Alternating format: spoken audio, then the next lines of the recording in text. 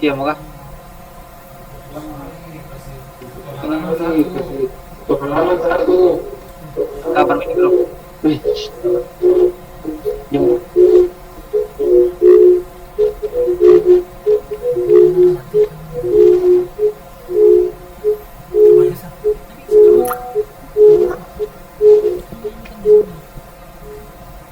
nggak kepantas orang itu.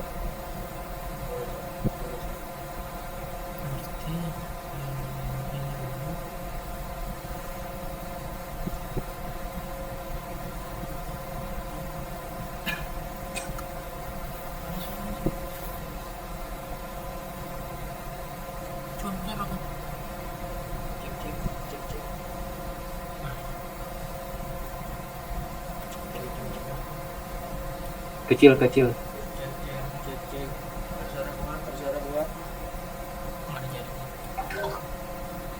kurang kurang besar.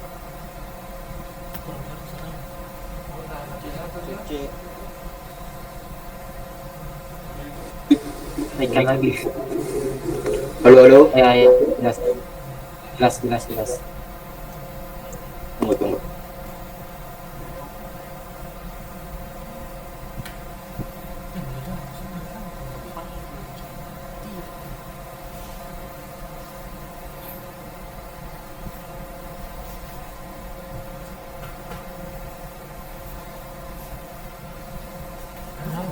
Kenapa berpindah-pindah ya?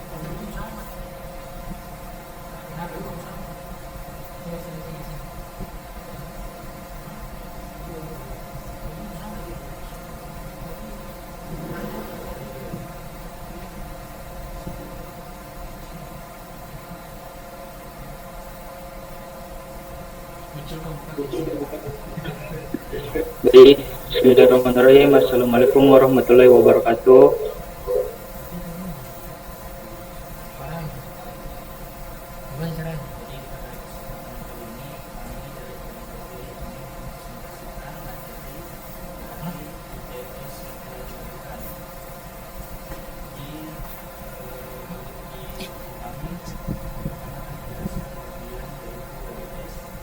Kami menjelaskan bagian yaitu WBS, Project Scope Statement, dan Gantt Chart Group. Sebelumnya kami ingin menjelaskan terlebih dahulu mengenai materinya sebelum menjelaskan dari implementasinya. Pertama, Project Scope Statement atau pernyataan lingkup proyek.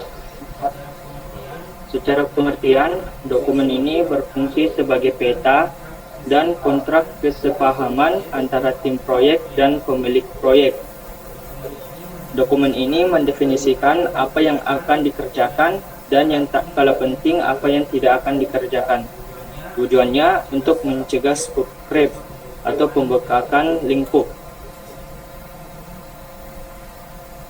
yaitu kondisi di mana fitur atau pekerjaan terus bertambah di tengah jalan tanpa kendali yang menyebabkan proyek molor dan biaya membengkak.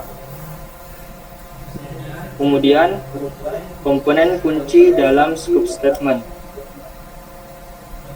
Yang pertama ada business case atau latar belakang masalah, di mana ini menjelaskan mengapa proyek ini perlu dilakukan. Contohnya, sistem lama masih manual sehingga data tidak akurat. Kemudian yang kedua, ada project description atau deskripsi proyek. Bagian ini merupakan penjelasan umum tentang pendekatan yang diambil untuk menjawab masalah tersebut. Kemudian yang ketiga, ada constraint atau kendala yang menjelaskan batasan yang mengikat tim seperti batasan anggaran atau tenggat waktu mati atau deadlines. Yang keempat adalah serahan yang berupa hasil nyata yang akan diserahkan kepada klien. Ini bisa berupa produk, jasa, atau dokumen. Kemudian yang kelima yaitu kriteria penerimaan. berupa syarat mutlak yang harus dipenuhi agar hasil kerja diterima. Contohnya, aplikasi harus bisa diakses 1000 user bersamaan tanpa down. Kemudian yang terakhir adalah batasan di luar lingkup. Bagian ini sangat krusial yang menegaskan apa yang tidak termasuk dalam proyek. Contohnya, proyek ini hanya membangun website, tidak termasuk pembuatan konten, foto, atau video.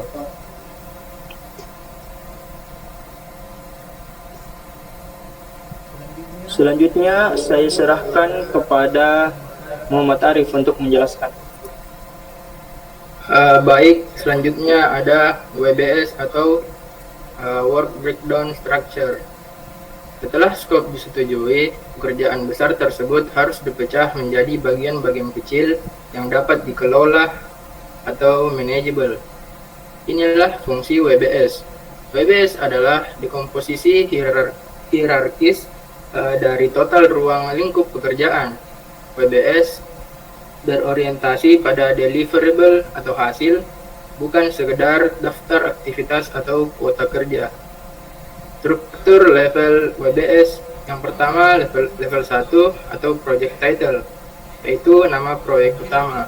Level 2 ada phases atau main deliverables, yaitu fase utama, misal analisis, desain, dan implementasi atau komponen utama sistem. Selanjutnya level 3 ada sub deliverables, yaitu pecahan lebih kecil dari level 2.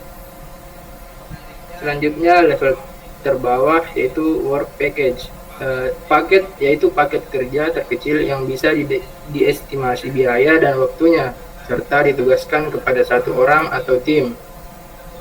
Aturan EMAS seperti the 100 rule, WBS harus mencakup 100% pekerjaan yang didefinisikan dalam scope statement. Jika sebuah tugas tidak ada di WBS, maka tugas itu tidak boleh dikerjakan. Jika semua elemen di level bawah atau ANAT dijumlahkan, hasilnya harus sama persis dengan elemen di atasnya atau induk. Manfaat WBS yaitu memudahkan estimasi biaya karena menghitung biaya per paket kecil lebih akurat daripada menerka biaya proyek besar sekaligus. Memudahkan pembagian tugas ke anggota tim. Next. Selanjutnya ada Gantt chart. Setelah WBS dibuat, Gantt chart digunakan untuk menyusun tugas-tugas tersebut ke dalam urutan waktu. Gantt chart adalah diagram batang horizontal yang menampilkan jadwal proyek dengan daftar tugas di sisi kiri dan timeline di sisi atas.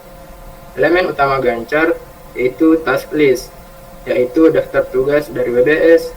Yang kedua ada bars atau batang, yaitu panjang batang menunjukkan durasi pengerjaan.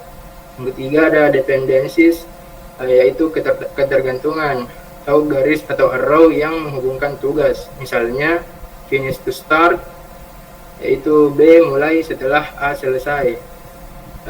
Yang kedua ada start to start, yaitu B dapat dimulai bersamaan dengan A.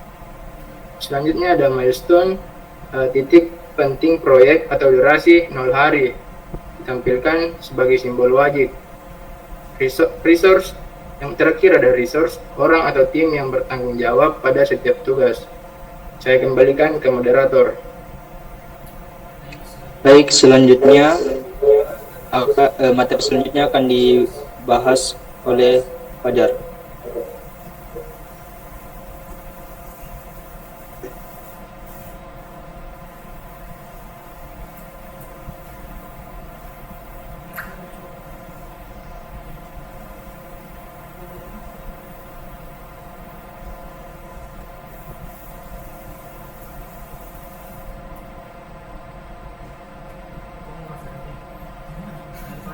Tiba-tiba.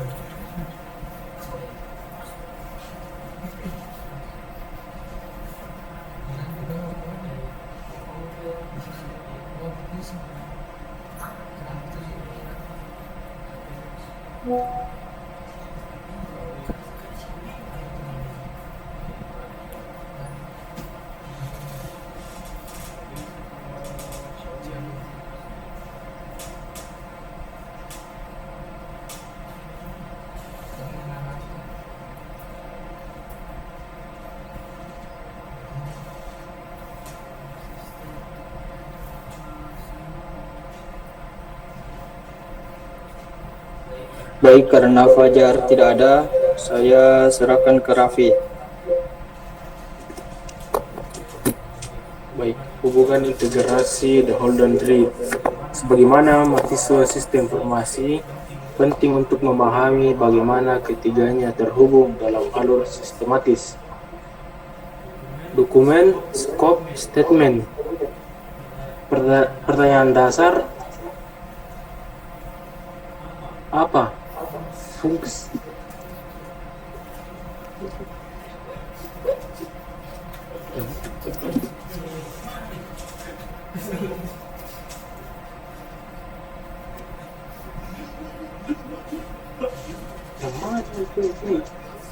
scope statement? Pertanyaan dasar, apa fungsi membatasi apa yang kita buat dan apa yang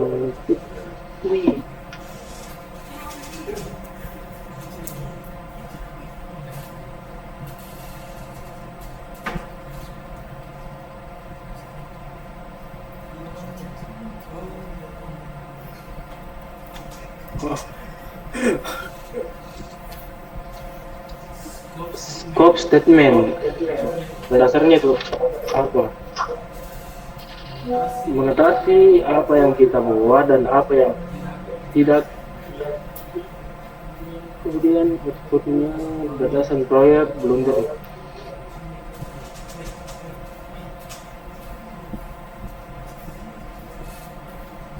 WBS. Bagaimana memecahnya? Memecah apa tersebut menjadi komponen kecil melabel chunks. Outputnya daftar paket kerja Word pages. Dokumen selanjutnya Gantt chart. Pertanyaan dasarnya kapan dan siapa. Fungsinya menentukan urutan waktu pengerjaan paket kerja tersebut. Outputnya jadwal proyek, timeline. Contoh alur 1. Scope. Kita akan membuat modul login. 2. WBS. Modul login dipecah menjadi desain database user, desain antarmuka atau UI, coding backend, kemudian coding frontend. Yang ketiga, Gantt. Desain database perkiraan 1-2 hari. Desain UI perkiraan 2-3 hari. Coding perkiraan 4-7 hari.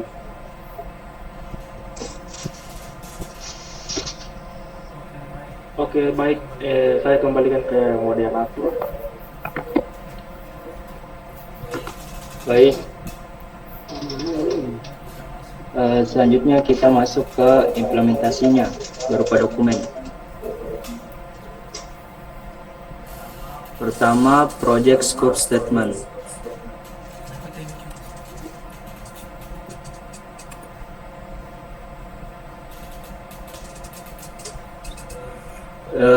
Pada bagian ini akan dibahas oleh Muhammad Arif. Kepada Muhammad Arif dipersilakan. Baik, project scope statement. Di dalam dokumen ini berisi gambaran menyeluruh mengenai proyek pengembangan sistem informasi manajemen perjalanan dinas atau SIMPERDIN. Seluruh bagian dijelaskan secara berurutan, mulai dari kontrol dokumen, informasi proyek, permasalahan, solusi, teknologi, hingga jadwal pelaksanaan proyek. Kita masuk yang pertama, itu dokumen kontrol.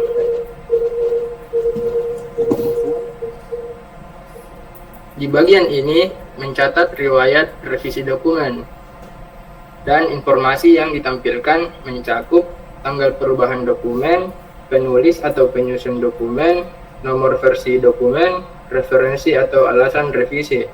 Misalnya pada tanggal 24 November 2025, dokumen versi 1.0 dibuat oleh Ahmad Miftah Hidayatullah sebagai inisiasi awal. Di bagian bawah terdapat kolom yang mengetahui, yaitu pihak yang berwenang mengesahkan dokumen. Di dalam contoh, pihak tersebut adalah Reza Maulana, Eskom MT selaku pemilik proyek. Jadi di bagian ini memastikan bahwa setiap perubahan dokumen tercatat secara formal dan transparan.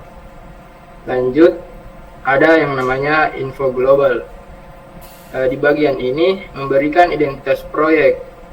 Seperti yang pertama ada nama proyek, yaitu pengembangan sistem informasi manajemen perjalanan dinas atau Simperdin. Yang kedua yaitu pemilik proyek yang isinya divisi keuangan selaku unit yang memastikan pengelolaan anggaran perjalanan dinas. Selanjutnya ada manajer proyek, yaitu Muhammad Indar yang bertanggung jawab mengelola aktivitas pengerjaan proyek. Lalu ada global proyek, yaitu deskripsi singkat. Proyek ini bertujuan membangun sistem digital terpusat untuk mengelola seluruh alur perjalanan dinas, mulai dari pengajuan, persetujuan, hingga pelaporan atau LPJ. Sistem dilengkapi dashboard analitik untuk meningkatkan transparansi dan efisiensi anggaran. Ada juga predecessor atau langkah sebelum proyek, penetapan SOP, perjalanan dinas, dan anggaran pada tahun berjalan. Hal ini menjadi fondasi agar sistem dirancang sesuai kebijakan organisasi. Terus selanjutnya ada tahap setelah proyek, integrasi Simperdin dengan sistem HARIS atau kepegawaian dan payroll agar data perjalanan dinas dapat terhubung dengan proses penggajian dan administrasi pegawai. Selanjutnya bagian A ada permasalahan. Terdapat 3 masalah utama yang menjadi dasar pembangunan sistem. Yang pertama, minimnya transparansi anggaran. Organisasi tidak memiliki visibilitas tentang sarapan anggaran perjalanan dinas, sehingga pimpinan sulit melakukan monitoring dan keputusan cepat. Yang kedua, kesulitan mengukur dampak perjalanan dinas. Tidak ada data standar untuk mengukur outcome, sehingga manfaat perjalanan dinas terhadap organisasi tidak dapat dievaluasi secara objektif. Yang ketiga, proses manual dan tidak terintegritas. Pengajuan persetujuan dan pelaporan dilakukan secara manual tersebar sehingga memakan waktu, rawan kesalahan, dan menyulitkan audit. Selanjutnya ada bagian B, deskripsi produk atau service. Produk yang dihasilkan adalah aplikasi berbasis web dengan fitur-fitur utama. Yang pertama, modul pengajuan dan approval berjenjang. Digitalisasi pengajuan perjalanan dinas lengkap dengan alur persetujuan otomatis.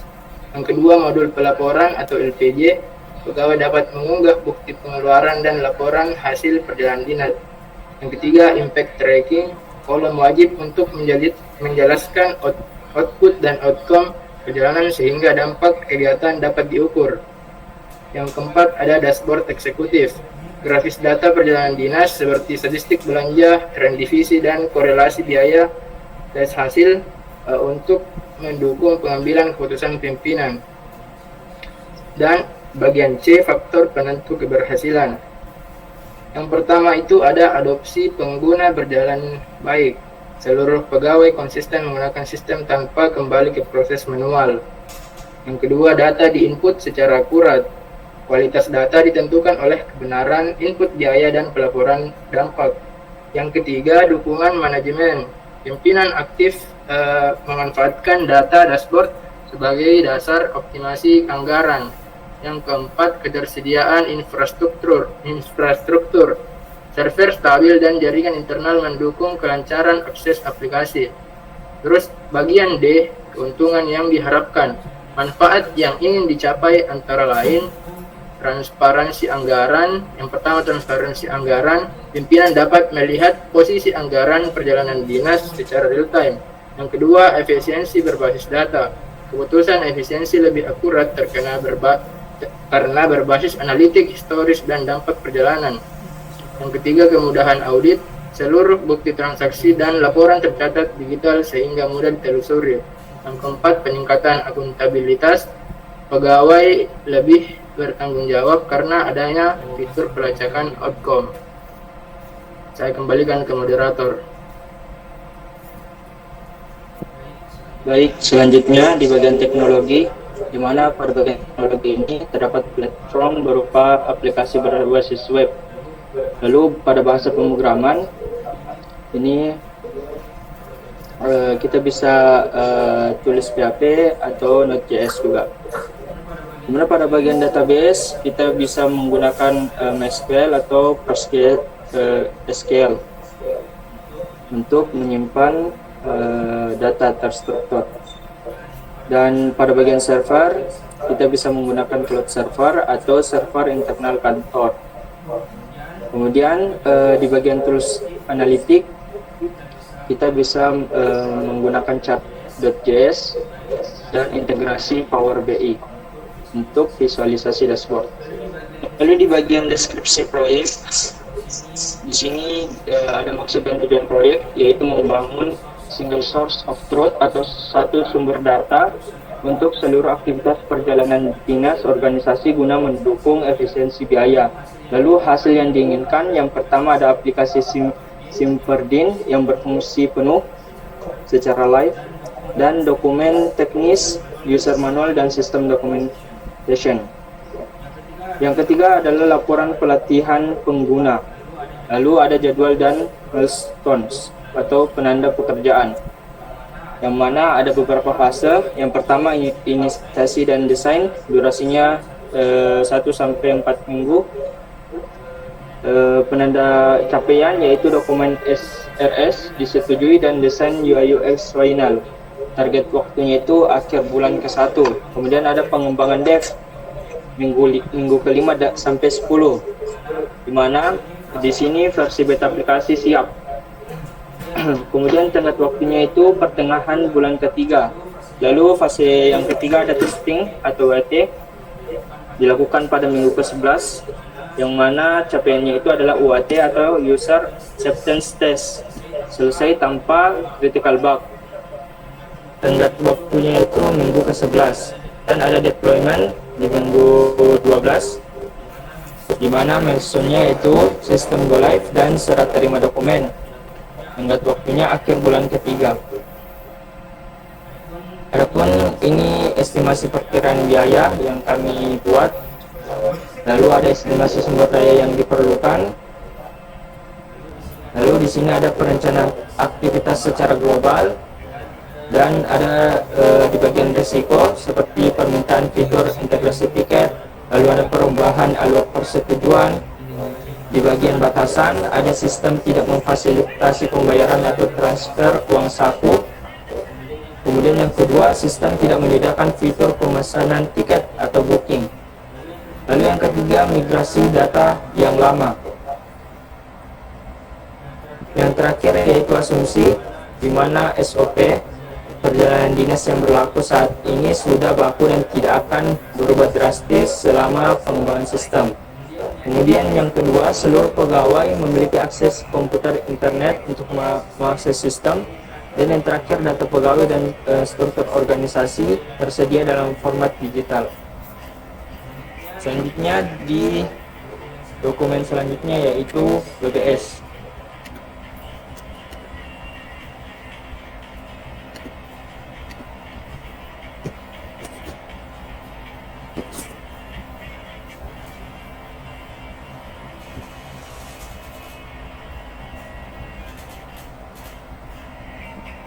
Dokumen ini akan dijelaskan oleh Raffi.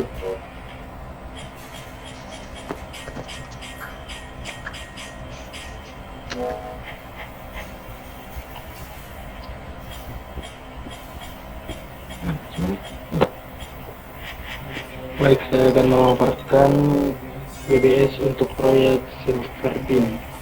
Itu informasi manajemen perjalanan dinas yang kami finalisasi dan disetujui pada tanggal 24 November 2025. Yang pertama, fase perencanaan. Kami memulainya dengan analisis mendalam terhadap proses bisnis dan kebutuhan fitur untuk memastikan skop bekerja dan jadwal tim untuk terbuka untuk presisi. Yang kedua, fase desain. Fokus kami adalah merancang arsitektur database dan antarmuka UI UX dan untuk 3 role pengguna. Kami juga mendesain alur persetujuan berjenjang dari atasan hingga keuangan agar sistem berjalan rapi. Ketiga, fase pengembangan atau biasa disebut dengan coding. Ini adalah tahap eksekusi utama untuk membangun modul-modul fitur mulai dari pengajuan perjalanan dinas, fitur persetujuan, hingga sistem kalkulasi biaya otomatis dan dashboard laporan. Keempat, fase implementasi. Sebelum sistem dipasang ke server atau deployment, kami melakukan pengajian menyeluruh untuk melengkapi dokumentasi teknis untuk memastikan searah terima berjalan lancar.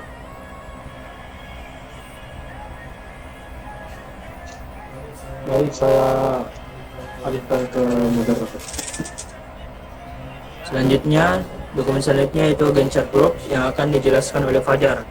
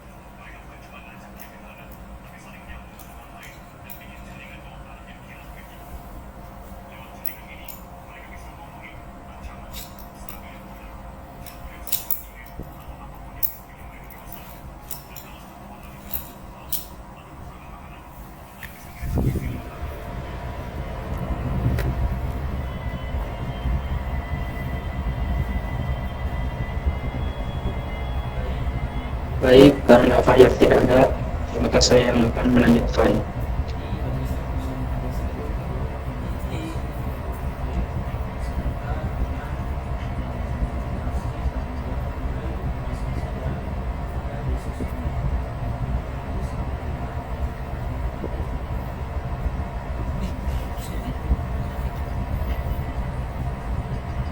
Jadi untuk dokumen ini terdapat setidaknya 4 fase yang sudah dijelaskan sebelumnya.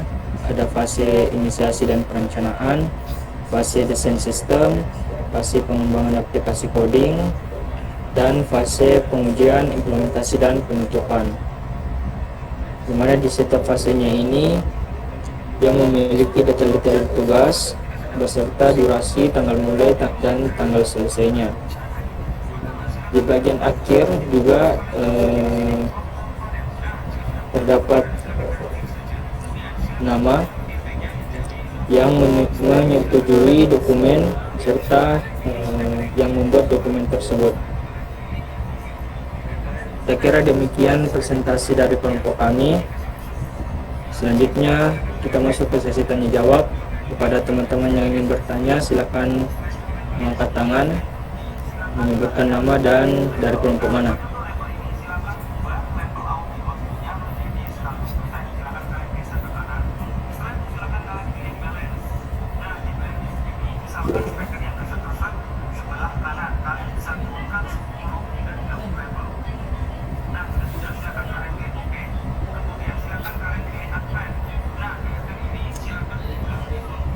Baik, Farid, persilakan. Baik, perkenalkan saya Niparcana Saputra dari grup C. Saya ingin Bagaimana sebenarnya scope step itu mendukung penyusunan jadwal dan anggaran proyek. Sekian.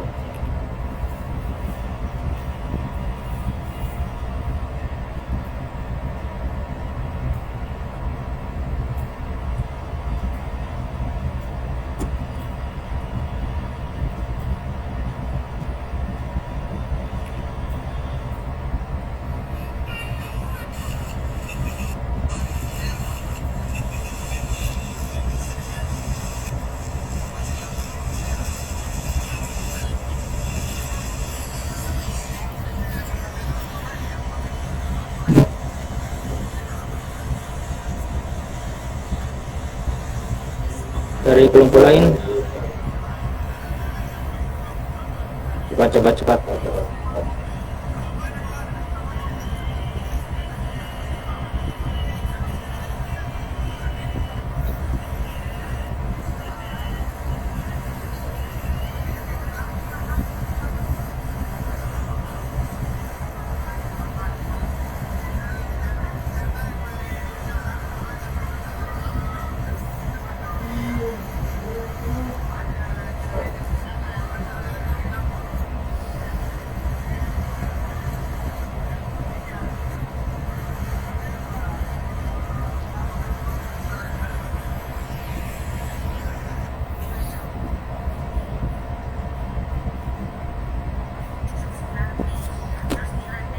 Grup A tidak mau bertanya.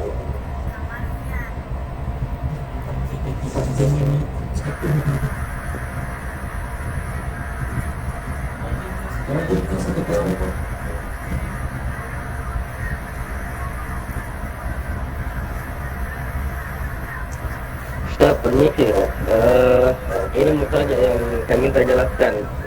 Apa namanya, poin kuncinya saja, satu poin kunci terkait pertanyaanku tadi. Oke. Aman. Yang lain, kelompok lain. Cepat dulu load laptop ini.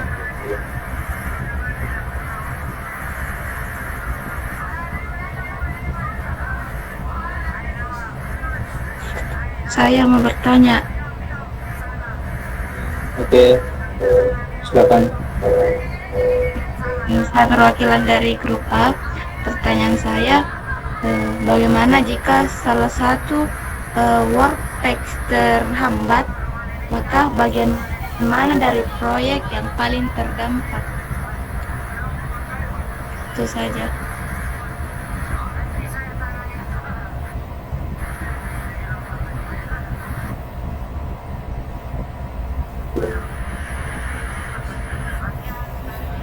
Baik, terima kasih.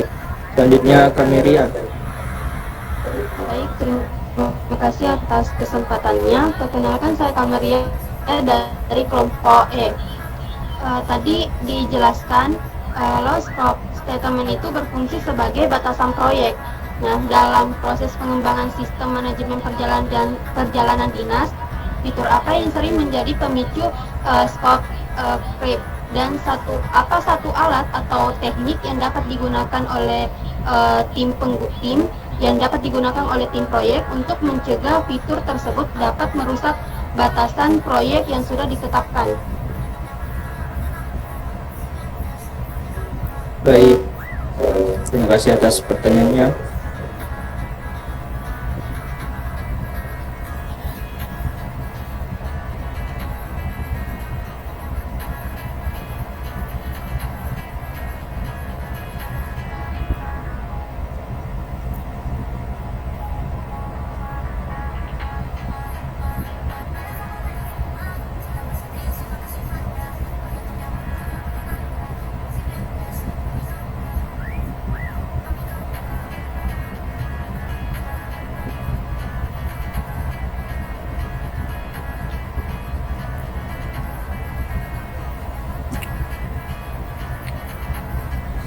Baik, saya akan memberi kesempatan kepada Arif untuk menjawab pertanyaan dari grup C. Kepada Arif, saya persilakan.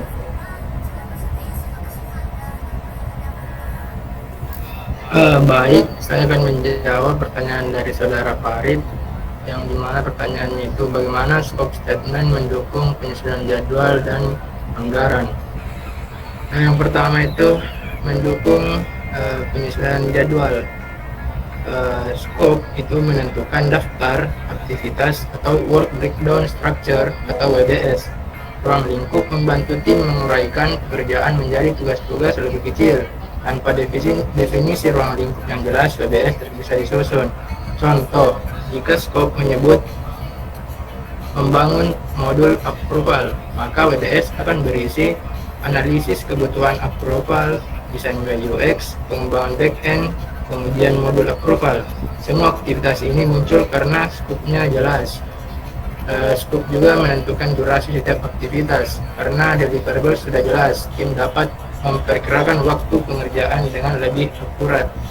Nah, yang kedua itu scope statement mendukung penyusunan anggaran proyek, karena scope menentukan item yang perlu dibiayai. Anggaran tidak bisa dibuat tanpa mengetahui apa saja deliverables-nya. Dari ruang lingkup proyek, kita tahu apa saja yang membutuhkan biaya, seperti biaya SDM, yaitu developer, tester, dan PM. Dan ada juga server dan hosting, dan ada pelatihan pengguna, dan juga yang terakhir tools atau lisensi software. Jika scope menyebut modul dashboard, maka ada biaya untuk chart libraries, software development, dan desain dan analitik. Apakah bisa diterima? Baik, diterima.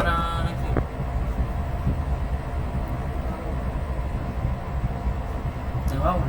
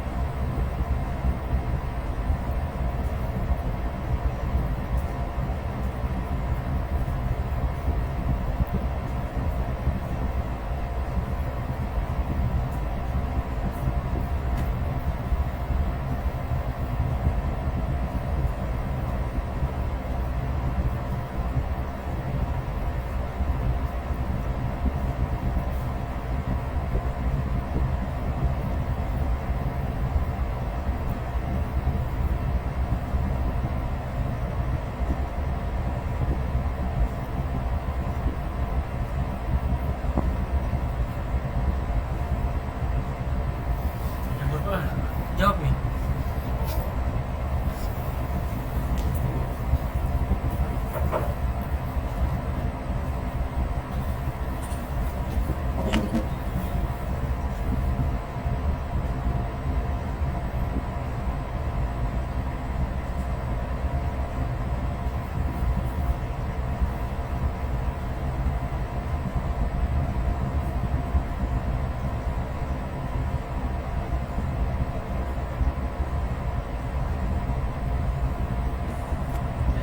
Baik, selanjutnya pertanyaan dari grup A akan dijawab oleh Raffi. Kepada Raffi, saya persilakan. Baik, saya akan menjawab pertanyaan Aul. Bagaimana jika salah satu work by skill terhambat? Maka bagian mana dari proyek yang paling terkena dampaknya? Yang pertama, work pack yang berada setelah WP tersebut dalam dependensi chain. Jika WP yang terhambat memiliki ketergantungan predecessor atau suksesor, maka semua WP yang menggunakan WP itu selesai akan ikut terhambat. Contoh, WPA harus selesai sebelum WPB dimulai. Jika WPA telat, WPB juga pasti telat. Yang kedua, jadwal keseluruhan proyek. Jika WP yang tertunda berada di jalur krisis, keterlambatan WP adalah keterlambatan seluruh proyek. Jika tidak berada di jalur kritis, dampaknya mungkin kecil, slack free float yang habis. Kemudian yang ketiga, biaya proyek. Keterlambatan WP bisa menyebabkan biaya tenaga kerja membengkak, perpanjangan penggunaan sumber daya, keterlambatan vendor material, atau penalti tambahan. Baik, saya akan kembalikan ke moderator. Bagaimana kelompok A? Baik, terima kasih atas jawabannya. Sadit bisa diterima. Terima kasih. Baik, selanjutnya pertanyaan dari grup E, yaitu scope statement berfungsi sebagai batasan proyek.